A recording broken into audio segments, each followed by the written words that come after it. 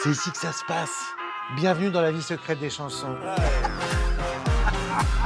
C'est là que les artistes s'assoient, dans la courbure psycho-érotique du piano, et finalement, c'est à ce piano qu'ils confient leurs peines, leurs histoires d'amour, leurs secrets.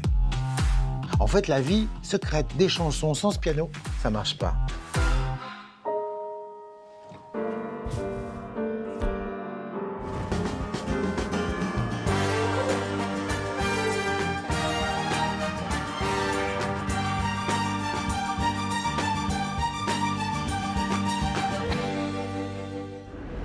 Ce soir, dans la vie secrète des chansons, il sera question de chansons originales, de reprises et d'adaptations.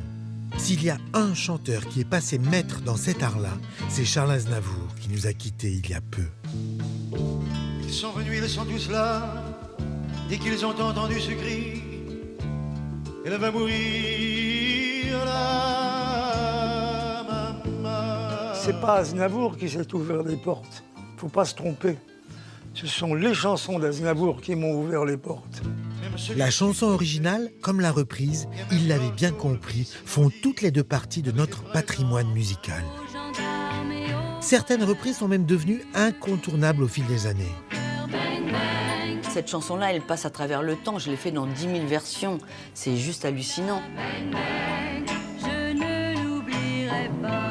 Il y a aussi les adaptations qui ont permis à la chanson originale de connaître le succès. La mer. La mer, dans le fond, est un succès américain. Quand je l'ai chanté en France, on m'a dit « c'est très gentil, mais ce n'est pas assez swing ». Des golfes clairs. Les interprétations qui transcendent la version originale. Il y a pas mal de gens qui sont venus à l'original en passant par cette chanson-là.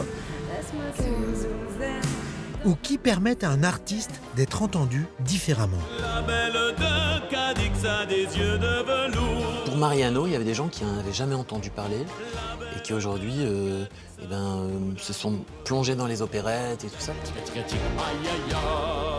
Il y a ces chansons reprises tellement souvent qu'elles semblent appartenir au fond commun de l'humanité.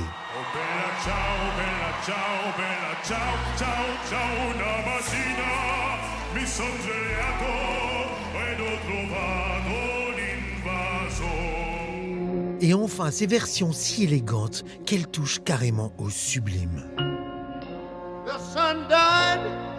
Oh, c'est beau. Oh, c'est une prière. Oh, mais c'est pas vrai, je rêve. Ça doit pas être vrai.